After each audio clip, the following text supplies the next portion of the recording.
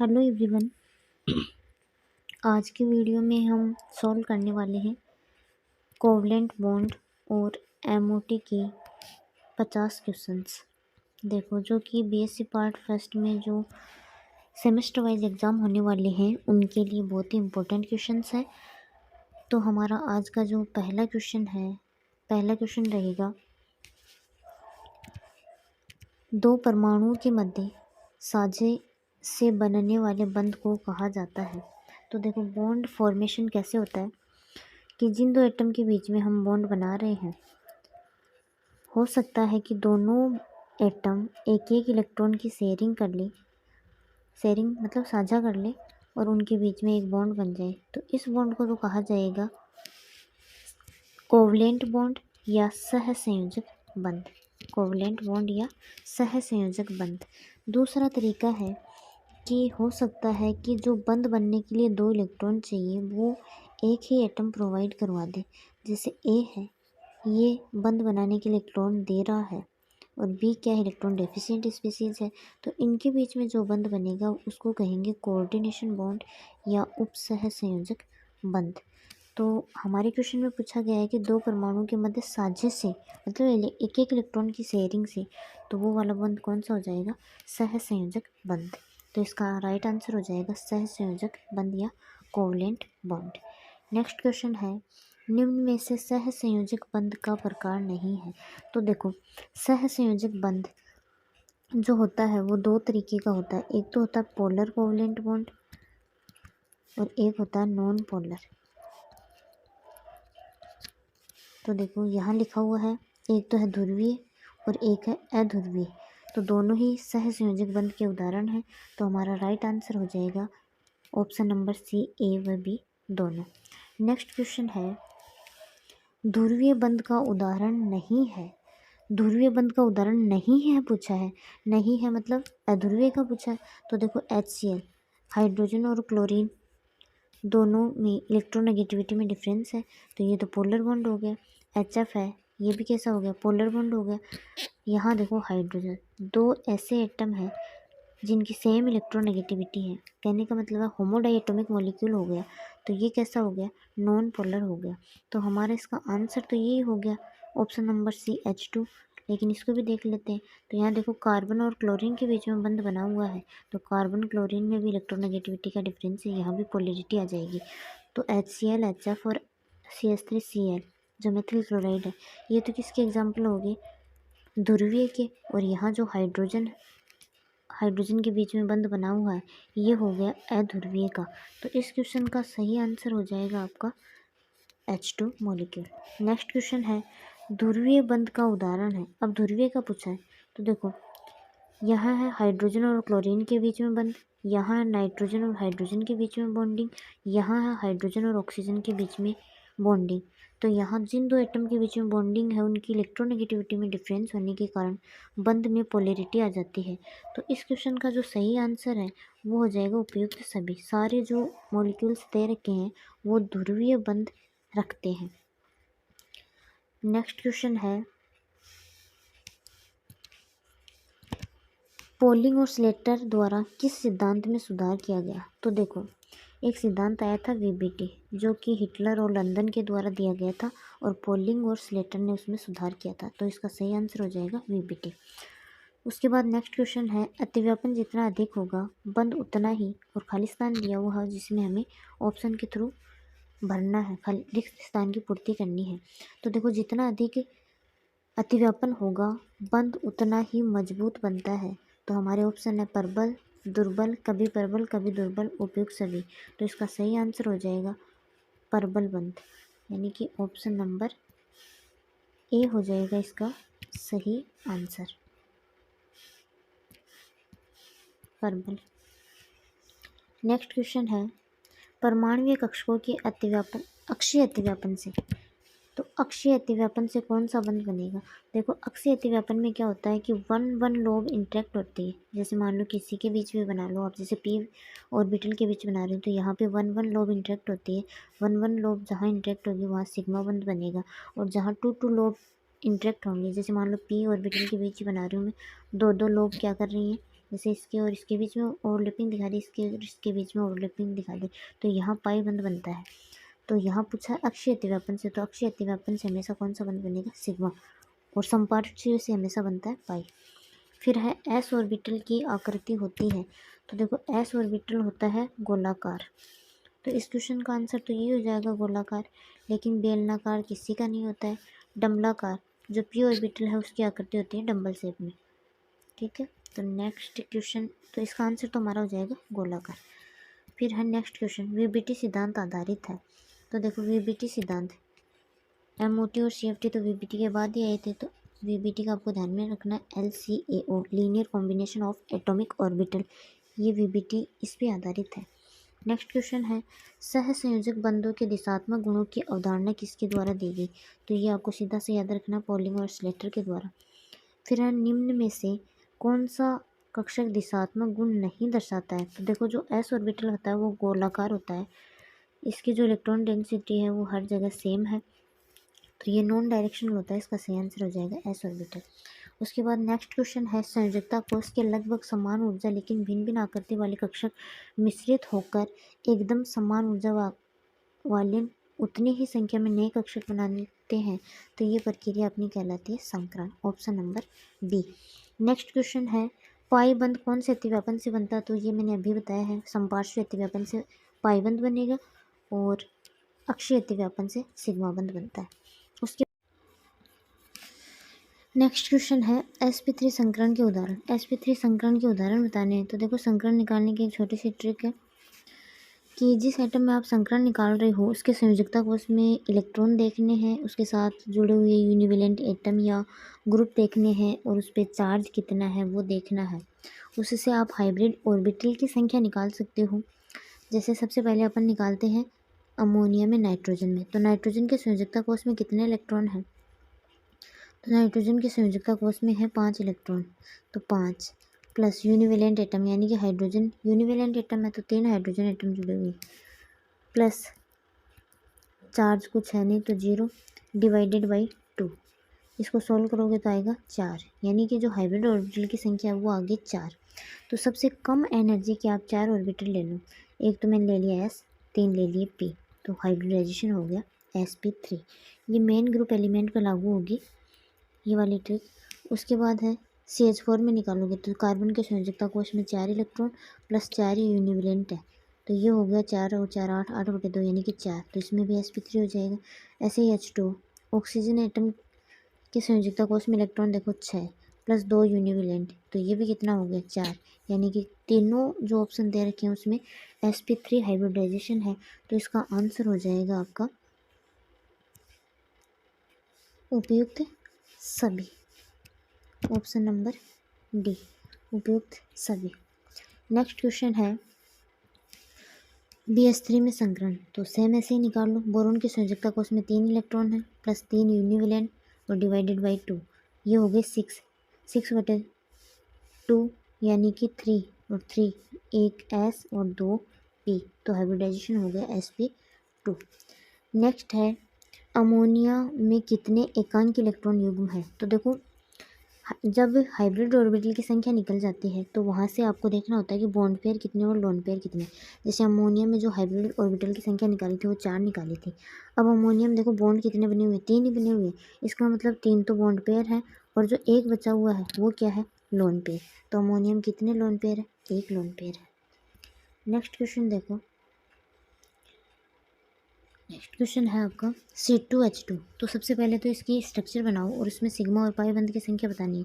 तो C2H2 की ये वाली स्ट्रक्चर है एसिटिलीन की, तो इसमें सिग्मा और पाई बंद बताने हैं। तो सिग्मा देखो एक तो बंद ये रहा सिग्मा कार्बन और हाइड्रोजन के बीच में, एक ये रहा 2 और एक ये जो ट्रिपल बॉन्ड में एक सिग्मा होगा, तो 3 तो सिग्मा हो गए और 2 आपकी क्या हो गए पाई। तो ऑप्शन देखो 3 और 2 क्रम से पहले सिग्मा बतानी, 3 और 2 ऑप्शन नंबर 1। फिर है निम्न में से चतुष्फलक की आकृति किसकी है, तो देखो जो CH4 है NH3 है और H2 है, इसमें जो पहले वाले क्वेश्चन में अपन ने हाइब्रिडाइजेशन निकाला था वो आया था sp3, तो sp3 के हिसाब से जो ज्योमेट्री होती है, ज्योमेट्री तो इसमें टेट्राहीड्रल ही होगी, लेकिन यहाँ हम बात कर रहे हैं आकृति की। तो देखो ज्योमेट्री में तो lone pair plus bond pair दोनों को काउंट किया जाता है, लेकिन जो आकृति होती है उसमें केवल बॉन्ड पेयर को काउंट किया जाता है। तो इस हिसाब से देखो यहाँ जब आप देखोगे तो जो CH4 है उसमें चारों के चारों क्या है, बॉन्ड पेयर। तो इसकी तो जैसे टेट्राहेड्रल स्ट्रक्चर होती है, सेम वैसे चारों के चारों बॉन्ड आप बना दोगे हाइड्रोजन के साथ में। लेकिन जो अमोनिया है उसमें एक लोन पेयर होगा। तो अमोनिया के जो स्ट्रक्चर है उसमें आपको एक लोन पेयर दिखाना पड़ेगा और 3 बॉन्ड पेयर। लोन पेयर को तो आप आकृति में काउंट करोगे नहीं, तो इसकी तो हो जाएगी पायरेमिडल। ऐसे ही H2O में है, तो H2O में 2 ही तो बॉन्ड बने हुए हैं हाइड्रोजन के साथ में, और 2 क्या है आपके लोन पेयर। लोन पेयर को काउंट करना है नहीं, तो यहाँ हो गई वी शेप। तो यहाँ जो टेट्राहेड्रल आकृति पूछी है वो केवल किसकी है, CH4 की। अमोनिया की हो गई पायरेमिडल, और जो H2O है उसकी हो गई वी शेप। तो यहाँ हो जाएगा CH4। उसके बाद है BX3 में अक्स BX कोण पूछा है। तो देखो BX3 में जो अक्स BX कोण पूछा है, तो BX3 में हाइब्रिडाइजेशन तो आपने निकाला ही था sp3।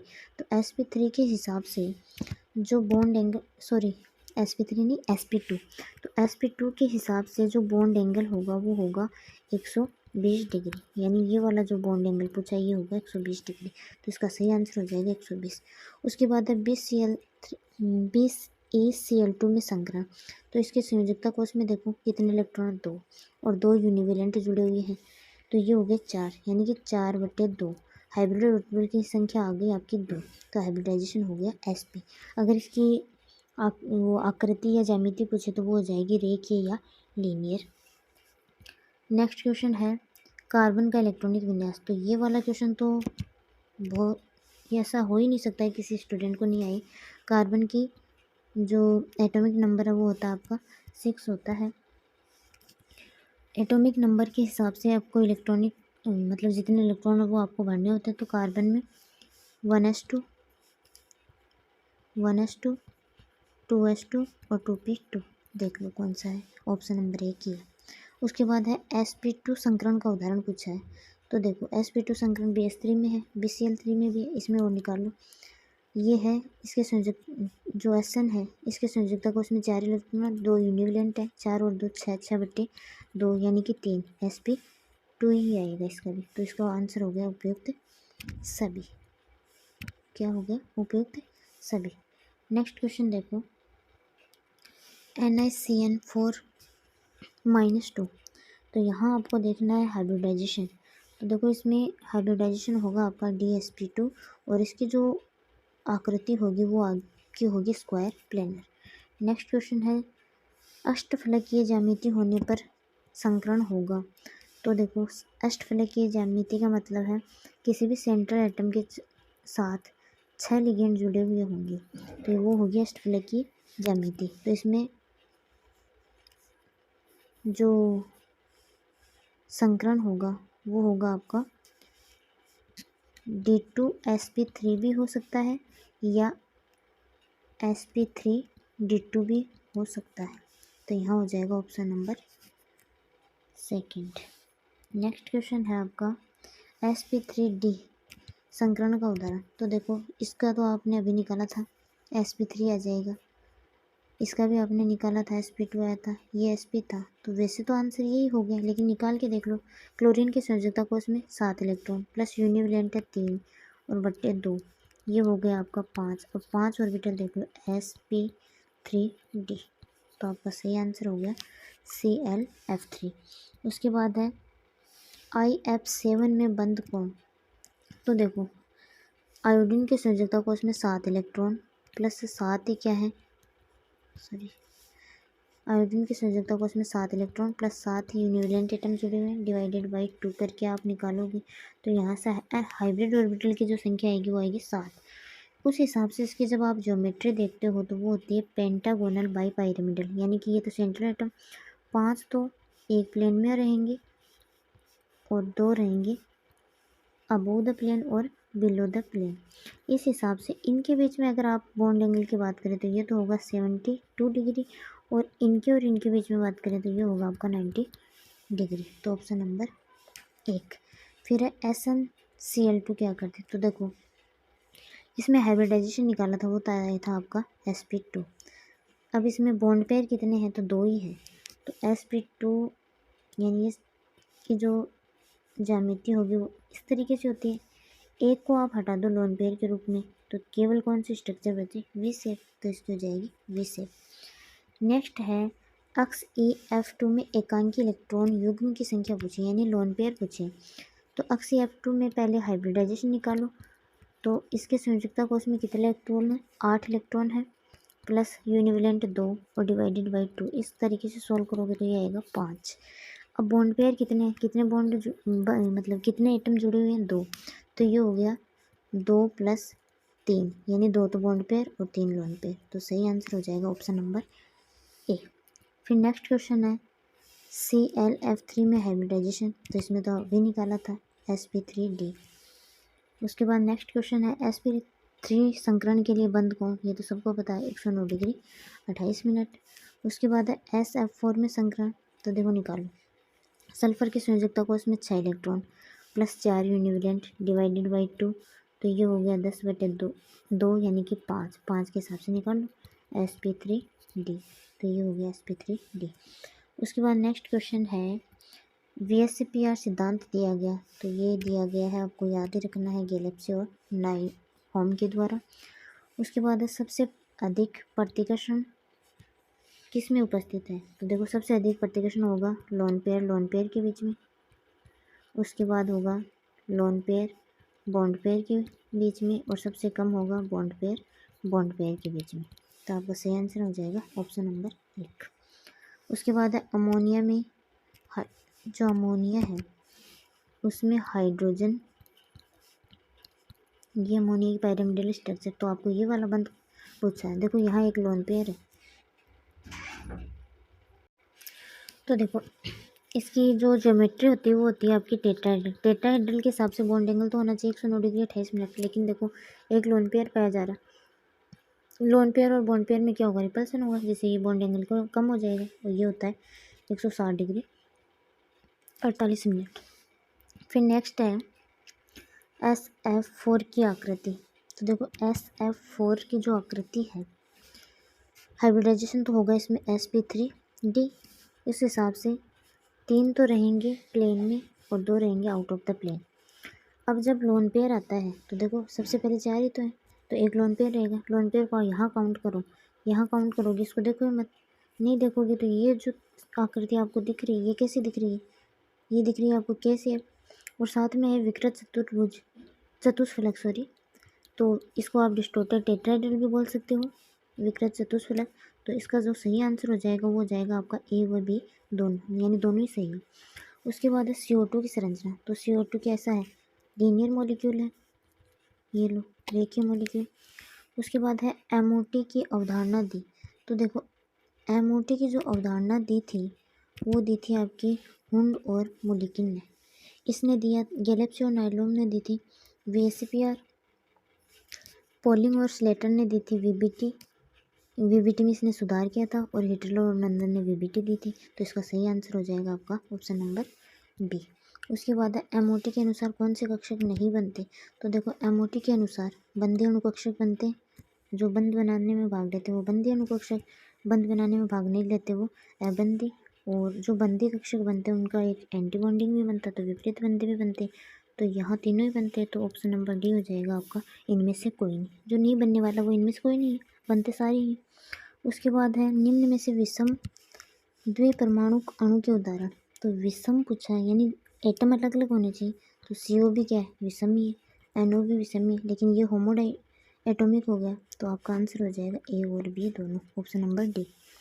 उसके बाद है MOT के अनुसार हाइड्रोजन का बंध क्रम पूछा है, तो देखो जब आप MOT हाइड्रोजन की बनाते हो तो ये एक हाइड्रोजन एटम, ये दूसरा हाइड्रोजन एटम, और यहाँ मॉलिक्यूलर बनाते हो, इनमें एक एक इलेक्ट्रॉन है, ये दोनों इलेक्ट्रॉन आप यहाँ पर देते हो, तो बॉन्डिंग में कितने इलेक्ट्रॉन है, 2, एंटी बॉन्डिंग में 0, तो बॉन्ड डोनर कैसे निकालते हो, 2 - 0/2, बॉन्डिंग में से एंटी बॉन्डिंग का घटा के और 2 का भाग देते हो, तो बॉन्ड डोनर आ जाएगा आपका 1। नेक्स्ट क्वेश्चन है आपका निम्न में से प्रतिचुंबकीय नहीं है पूछा है, प्रतिचुंबकीय नहीं मतलब अनुचुंबकीय होगा, तो देखो आपको एमओटी से देखना होगा जो बोरोन है, बोरोन की संयोजकता कोष में कितने इलेक्ट्रॉन है, या तो संयोजकता कोष का बना लो। बोरोन का सबसे पहले आप देखो ये इलेक्ट्रॉनिक कॉन्फ़िगरेशन, तो 5 होता है, 1s2 2s2 और 2p1, तो ये तो निकल ही जाएगा।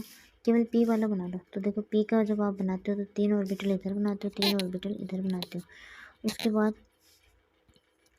जब वो बनाते हो आप ये मोलिकुलर ऑर्बिटल, तो यहाँ आपको नाइट्रोजन तक के एलिमेंट के लिए अलग से याद रखना पड़ता है, और जो ऑक्सीजन और उसके बाद वाले जो एलिमेंट हैं उनके लिए आपको अलग से याद रखना पड़ता है। तो यहाँ जो ये नाइट्रोजन से पहले आएगा बोरोन, तो इसके लिए आप बनाओगे पाई वाले तो नीचे और सिग्मा वाला ऊपर, फिर सिग्मा पाई और ये सिग्मा।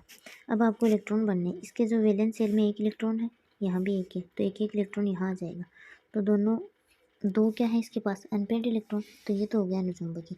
ऐसे ही जब आप ऑक्सीजन में करते हो तो ऑक्सीजन वाले में क्या होगा कि यहाँ जो ये दो आपने बनाए थे, ये बनाने की एक सिग्मा वाला नीचे पाई वाले ऊपर, बाकी एज इट इज रहेगा। अब इसमें भरो, ऑक्सीजन में 4 है, यहाँ मतलब पी ऑर्बिटल में 4 है, तो 4 जब भरोगे आप तो 2 तो यहाँ आ जाएंगे, 2 यहाँ आ जाएंगे, 4 इसके और 4 इसके, 4 इधर के और 4 इधर दूसरे एटम के, तो कितने हो गए 8 इलेक्ट्रॉन भरो, ये 6 तो यहाँ आ जाएंगे। फिर जो 2 इलेक्ट्रॉन बचे हैं वो पाई एंटी बॉन्डिंग में जाए, तो ये भी क्या है अणु चुंबकीय हो गया, अनपेयर्ड इलेक्ट्रॉन है। अब है ऑक्सीजन प्लस वाला है, तो एक इलेक्ट्रॉन यहाँ से हटा दो, रिमूव कर दो, तो ये एक इलेक्ट्रॉन इसके पास भी है, तो तीनों ही क्या है, ये अनुचुंबकीय है। ठीक है, उसके बाद है निम्न में से प्रत्येक चुंबकीय है। तो देखो C2 का जब आप एमओटी देखते हो तीनों की, तो वहाँ पे एक भी अनपेयर्ड इलेक्ट्रॉन आपको नहीं मिलेगा, तो इसका सही आंसर हो जाएगा उपयुक्त सभी सबके सबके यहाँ प्रतिचुंबकीय है। उसके बाद है M2 का बंध क्रम। तो देखो मैंने आपको एक ट्रिक बताई थी, M2 यानी 14 इलेक्ट्रॉन हो गए, तो 14 इलेक्ट्रॉन से आप जिसका है उसमें बॉन्ड ऑर्डर हुआ 3। उसके बाद इधर आएगा 15 इलेक्ट्रॉन, फिर 16 इस तरीके से, और इधर आएगा 13 12, तो 0.5 इधर कम करते हुए चलो, और 0.5 इधर कम करते हुए चलो, तो नाइट्रोजन का तो हो जाएगा यहाँ पे 3, ऑप्शन नंबर बी। उसके बाद है एमओटी के अनुसार बंध क्रम, CO का बंध क्रम पूछा है, तो CO में इलेक्ट्रॉन काउंट कर लो, वो कितने इलेक्ट्रॉन आएंगे 14 के हिसाब से बॉन्डिंग ऑर्डर हो जाएगा आपका 3। फिर नेक्स्ट है NO की प्रकृति पूछी है, तो इसमें देख लो इलेक्ट्रॉन कितने, पहले तो ये देख लो, तो इलेक्ट्रॉन हो गए 8 और 7, 7 7 14 और 1 15 इलेक्ट्रॉन हो गए, 15 इलेक्ट्रॉन हो गए, तो उसके O2 प्लस के जैसा हो जाएगा। और O2 प्लस क्या है, अभी देखा था ना आपने, O2 प्लस देखो अभी यहाँ आया था अनुचुंबकीय, तो ये भी क्या है NO भी अनुचुंबकीय प्रकृति का हो जाएगा, तो इसका जो सही आंसर हो जाएगा वो हो जाएगा अनुचुंबकीय। उसके बाद है द्विध्रुव आघूर्ण के लिए कौन सा सही है पूछा है, तो द्विध्रुव आघूर्ण होता है μ=E/D, तो ये देख लो किसमें, ऑप्शन नंबर बी। उसके बाद है अध्रुवीय अणु है, तो अध्रुवीय देखो ये जो CCl4 है, इसको देखो ये परफेक्ट टेट्राहेड्रल अध्रुवीय है, HCl ध्रुवीय होता है, HF भी ध्रुवीय और ये भी ध्रुवीय, तो आंसर हो गया आपका ऑप्शन नंबर 1 CCl4। फिर MO2 के अनुसार कौन सा अणु नहीं बनता, देखो एमओटी के अनुसार जिसका बॉन्ड ऑर्डर 0 आएगा वो अणु नहीं बनेगा, तो इसका आंसर हो जाएगा हीलियम। उसके बाद है स्थायित्व का कारण, देखो बॉन्ड ऑर्डर के अनुसार स्थायित्व देखा जाता है, NO जो प्लस है उसका 14 इलेक्ट्रॉन हो गए ना, 14 इलेक्ट्रॉन के हिसाब से 3 है, तो इसका स्थायित्व तो सबसे ज़्यादा हुआ, तो लास्ट में देखो सबसे ज़्यादा NO प्लस, इसमें भी नहीं, इसमें भी नहीं, तो ऑप्शन नंबर ये हुए वैसे तो आंसर, तो बाकी आप बॉन्ड ऑर्डर के हिसाब से देख सकते हो। फिर नेक्स्ट क्वेश्चन है आपका, किसी अणु के विभिन्न बंधों की वियोजन ऊर्जाओं का औसत क्या कहलाता है, ये कहलाता है बंध ऊर्जा। तो ये थे हमारे 50 question, exam point of view के हिसाब से 50 के 50 क्वेश्चन इंपॉर्टेंट है। वीडियो अच्छा लगा हो तो लाइक शेयर और सब्सक्राइब कीजिए, और एग्ज़ाम में जाने से पहले आपको इन क्वेश्चंस का रिवीजन करके जाना है। Thanks for watching.